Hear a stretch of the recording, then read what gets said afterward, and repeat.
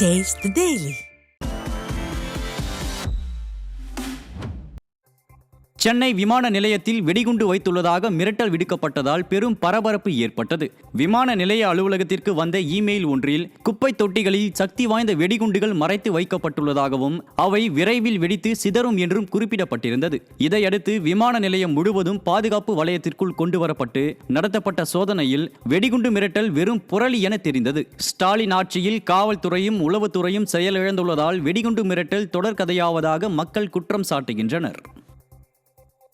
சென்னை கிளாம்பாக்கம் பகுதியில் தனியார் பர்னிச்சர் கடையில் ஏற்பட்ட பயங்கர தீ விபத்தில் 3 கோடி ரூபாய் மதிப்பிலான பொருட்கள் எரிந்து நாசமடைந்தது. கிளாம்பாக்கம் பேருந்து நிலையம் அருகே GST சாலையில் உள்ள பிரபல பர்னிச்சர் கடையை அதன் உரிமையாளர் மூடிவிட்டு சென்றுள்ளார்.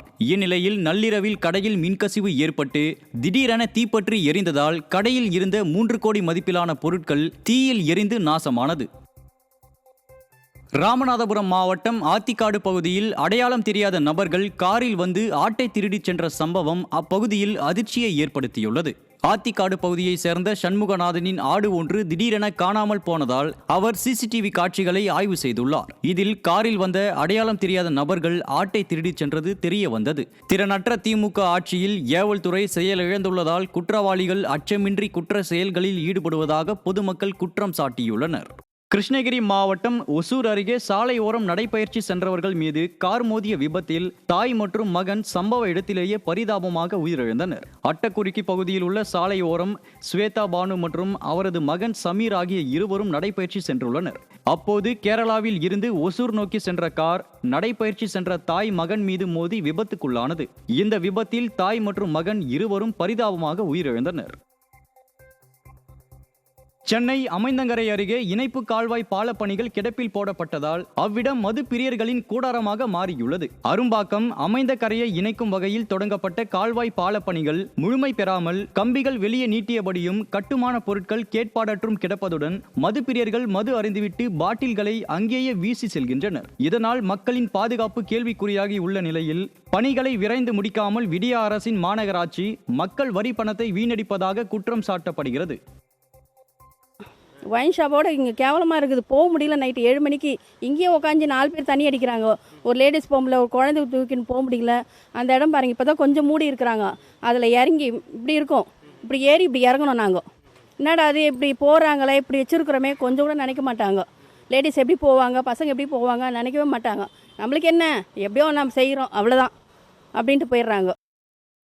கடலூர் மாவட்டம் நெய்வேலி NLC இந்தியா நிறுவனத்தில் சூரிய மின்சக்தியில் பணிபுரியும் ஒப்பந்த தொழிலாளர்கள் 10 அம்ச கோரிக்கைகளை வலியுறுத்தி 9வது நாளாக கஞ்சி காய்ச்சும் போராட்டத்தில் ஈடுபட்டனர். நெய்வேலி NLC இந்தியா நிறுவனத்தில் சூரிய மின்சக்தியில் பணிபுரியும் ஒப்பந்த தொழிலாளர்களுக்கு மத்திய அரசு அறிவித்த குறைந்தபட்ச ஊதியத்தை வழங்க வேண்டும், 26 நாட்கள் பணி வழங்க வேண்டும் என்பன உள்ளிட்ட 10 அம்ச கோரிக்கைகளை வலியுறுத்தி தொழிலாளர்கள் 9வது நாளாக வேலை நிறுத்தம் செய்து கஞ்சி காய்ச்சும் போராட்டத்தில் ஈடுபட்டனர்.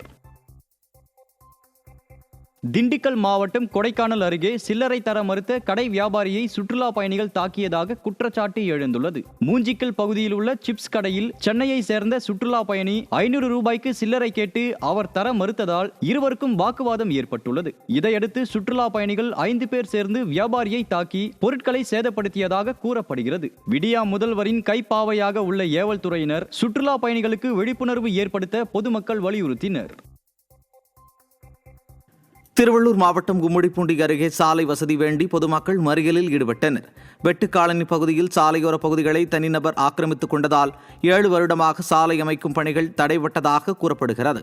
இதனால் போக்குவரத்து வசதியின்றி அவதியடைந்த பொதுமக்கள் கும்மிடிப்பூண்டி GNT சாலையில் அரசு பேருந்துகளை சிறைப்பிடித்து சாலை மறியலில் ஈடுபட்ட நிலையில் அவர்களை விடிய அரசின் ஏவல் துறை கைது செய்து அராஜகத்தில் ஈடுபட்டது. திருப்பூர் மாவட்டம் காங்கேயம் அருகே வெறிநாய்கள் கடித்து உயிரிழந்த ஆடுகளுக்கு உரிய இழப்பீடு வழங்க வலியுறுத்தி விவசாயிகள் இறந்த ஆடுகளை வைத்து போராட்டத்தில் ஈடுபட்டனர். பொறைய கவுண்டன் வலசில் பிரகாஷ் என்பவருக்கு சொந்தமான செம்மறி ஆடுகளை வெறிநாய்கள் கடித்து குதறியதில் 9 செம்மறி ஆடுகள் பலியாகின. அவற்றுக்கு திமுக அரசு உடனடியாக இழப்பீடு வழங்க வலியுறுத்தி விவசாயிகள் இறந்த ஆடுகளை வைத்து போராட்டத்தில் ஈடுபட்டனர். ஆடுகள் இறந்தால் இழப்பீடு வழங்குவதாக ஸ்டாலின் அரசு வெற்று அறிவிப்பு விடுத்ததாக அவர்கள் குற்றம் சாட்டியுள்ளனர். திருப்பூர் மாவட்டத்தில் இது வரைக்கும் ஏகப்பட்ட ஆடுகளை வெறிநாய் கடி அடித்து நிறையா கடிச்சு இறந்துருக்குது. அரசாங்கம் இது கொஞ்சம் மெத்தனை போக்காக இருக்குது. இப்போ எல்லா இடத்துலையும் பார்த்தீங்கன்னா வெறிநாயை கட்டுப்படுத்துன்னு சொல்கிறாங்க. அதுக்கான எது கட்டுப்படுத்த மாதிரி தெரியல. அது அப்புறப்படுத்த சொல்லியிருக்கிறோம் நாங்களுமே. அதுக்கு போல் மேலும் இறந்த ஆடுகளுக்கு இழப்பீடு அறிவிச்சிருக்காங்க 6000 கொடுக்குறன்ட்டு. அதையும் நிறுத்தி வச்சுருக்காங்க. என்ன காரணம் தெரியல. இப்போ பார்த்தீங்கன்னா நிறைய விவசாயிகள் வாழ்வாதாரம் பாதிச்சுட்டு இருக்குது. உடனடியாக அந்த இழப்பீட்டு வழங்கணும். அப்படி இல்லைன்னா இன்றைக்கி இங்கே காங்கேயத்தில் 10 ஆடு இறந்துருக்குது. நாங்கள் மேற்கொண்டு என்ன போராட்டம் பண்ணுறோங்கிறது தலைவர் முடிவு பண்ணுவார். கூடிய போராட்டம் தொடரும். தென்காசி மாவட்டம் செங்கோட்டையின் பிரதான நெடுஞ்சாலையில் உயர்கோபுர மின்விளக்கு எரியாததால் வாகன ஓட்டிகள் அவதியடைந்து வருகின்றனர். திருமங்கலம் கொல்லம் தேசிய நெடுஞ்சாலை சந்திப்பில் உள்ள உயர்கோபுர மின்விளக்கு கடந்த 1 மாதமாக எரியாததால் அப்பகுதி இருளில் மூழ்கியுள்ளது. இதனால் வாகன ஓட்டிகள் அவதியடைந்து வரும் நிலையில் விபத்துக்கள் எதுவும் நிகழ்வதற்குள் விடிய அரசின் மின்வாரியத்துறை சீரமைக்க வேண்டும் என வலியுறுத்தினர். கள்ளக்குறிச்சி மாவட்டம் சின்னசேலம் அருகே முன்னால் சென்ற ட்ரெய்லர் லாரி மீது அதிவேகமாக வந்த இருசக்கர வாகனம் மோதியதில் அதில் பயணித்த 2 உடல் சிதறி பரிதாபமாக உயிரிழந்தனர். சேலம் சென்னை தேசிய நெடுஞ்சாலையில் நிகழ்ந்த இந்த விபத்தில் ஒரே இருசக்கர வாகனத்தில் 3 பேர் பயணித்த நிலையில் ஒருவர் படுகாயமடைந்து ஆபத்தான நிலையில் மருத்துவமனையில் அனுமதிக்கப்பட்டார். சாலை விதிகளை மீறுவோரை விடிய அரசின் போக்குவரத்து காவல்துறை கண்டுகொள்ளாததே இதுபோன்ற கோர விபத்துக்கு காரணம் என மக்கள் குற்றம் சாட்டுகின்றனர். ஏற்கனவே மிக மோசமான போக்குவரத்து நெரிசலால் பாதிக்கப்பட்டிருக்கக்கூடிய மாப்படுகை ரயில்வே கேட் பகுதியானது இன்றைக்கு மயிலாடுதுறையுடைய மாணவமணி சாரங்கபாணி மேம்பாலம் மூடப்பட்டதை முன்னிட்டு மிக கடுமையான நெருக்கடிக்கு ஆளாகி இருக்கிறது. ஏற்கனவே மேம்பாலம் கட்டுவதற்கு முன்பாக ஒரு பாதை ஒன்று இங்கே இருந்தது. அந்த பாதையை செட் பண்ணிட்டு அது வழியாக ஓரளவிற்கு இந்த போக்குவரத்தை குறைப்பதற்கான வழிகளை நெடுஞ்சாலைத்துறையும் மாவட்ட ஆட்சியரும் செய்திருக்க வேண்டும். சென்னையில் பெய்த சாதாரண மழைக்கே ராயப்பேட்டை விபி ராமன் சாலையில் இருந்த ராட்சத மரம் திடீரென வேருடன் முறிந்து சாலையில் விழுந்தது. உடைந்த மரத்தை வெட்டி அப்புறப்படுத்துவதில் மாநகராட்சி ஊழியர்களின் தாமதம் காரணமாக வாகன ஓட்டிகள் கடும் சிரமம் அடைந்தனர். இந்நிலையில் மழை காலங்களுக்கு முன்பாகவே பாதிப்பை ஏற்படுத்தும் மரங்களை சீர் செய்யும் பணிகளை முறையாக செய்திருந்தால் இதுபோன்ற விபத்துக்களை தவிர்த்திருக்கலாம் என பொதுமக்கள் விடிய அரசின் மாநகராட்சி மீது குற்றம் சாட்டினர். ஈரோடு மாவட்டம் பர்கூர் அருகே கர்நாடகாவில் இருந்து சர்க்கரை ஏற்றி வந்த லாரி தீப்பிடித்து எரிந்த விபத்தில் 15 லட்சம் மதிப்பிலான சர்க்கரை நாசமானது. மைசூர் அருகே உள்ள சர்க்கரை ஆலையில் இருந்து 35 டன் சர்க்கரை ஏற்றிக்கொண்டு பர்கூர் மலைப்பாதை வழியாக லாரி ஒன்று தஞ்சாவூர் நோக்கி சென்றது. அப்போது தாமரைக்கரை முதல் கொண்டை ஊசி வளைவில் திடீரென லாரி தீப்பிடித்து எரிந்தது. ஓட்டுநரும் கிளீனரும் தப்பிய நிலையில் 15 லட்சம் மதிப்பிலான சர்க்கரை தீயில் உருகி வீணானது. திருவண்ணாமலை மாவட்டம் வந்தவாசி அருகே குடமுழக்கு நடத்திய 3 மாதங்களில் கோயில் கலசங்கள் கீழே விழுந்ததால் பொதுமக்கள் அதிர்ச்சி அடைந்தனர். வெண்குன்றம் கிராமத்தில் உள்ள ஸ்ரீ கைலாசநாதர் கோயிலை புறணமைத்து கடந்த 3 மாதங்களுக்கு முன்பு குடமுழக்கு நடத்திய நிலையில் கோபுர கலசம் திடீரென கீழே விழுந்ததுடன் கோயிலின் பல பகுதிகளிலும் சேதமடைந்துள்ளது. இதனால் அதிர்ச்சி அடைந்த பொதுமக்கள் பல கோடி ரூபாய் கோயில் சொத்துக்கள் மீட்பு என அவ்வப்போது விளம்பரம் செய்து வரும் இந்து அறநிலையத்துறை அமைச்சர் தரமற்ற கலசம் குறித்து என்ன விளக்கம் அளிப்பார் என மக்கள் கேள்வி எழுப்பியுள்ளனர். தருமபுரி மாவட்டம் பாலக்கோடு அருகே பெரிய கும்பனூர் பகுதியில் சுடுகாட்டிற்கு செல்ல சாலை கேட்டு உயிரிழந்தவரின் உடலை சாலையில் வைத்து பொதுமக்கள் போராட்டத்தில் ஈடுபட்டனர். பெரிய கும்பனூர் பகுதியைச் சேர்ந்த மக்கள் சுடுகாட்டிற்கு செல்ல பாதை கோரி மனு அளித்தும் நீண்ட காலமாக நடவடிக்கை எடுக்கப்படவில்லை.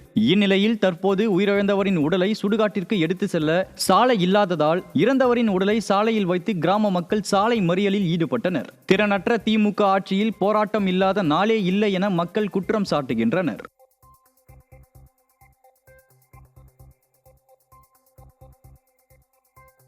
திருப்பத்தூர் மாவட்டம் வாணியம்பாடி அருகே தேசிய நெடுஞ்சாலையில் கழிவுநீர் தேங்கி உள்ளதால் வாகன ஓட்டிகள் அவதியடைந்து வருகின்றனர்.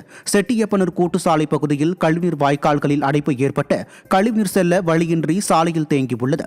இதனால் வாகன ஓட்டிகளும் பொதுமக்களும் அவதியடைந்து வருவதுடன் நோய் தொற்று ஏற்படும் அபாயம் எழுந்துள்ளது.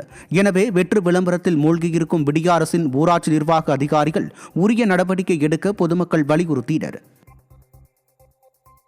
தருமபுரி மாவட்டம் பாலக்கோடு அருகே பெரிய கும்மனூர் கிராமத்தில் உயிரிழந்தவர்களின் சடலங்களை அடக்கம் செய்ய சுடுகாடு வசதியின்றி மக்கள் அவதிப்பட்டு வருகின்றனர். இதுகுறித்து பலமுறை புகார் அளித்தும் அதிகாரிகள் நடவடிக்கை எடுக்கவில்லை என்று கூறப்படுகிறது.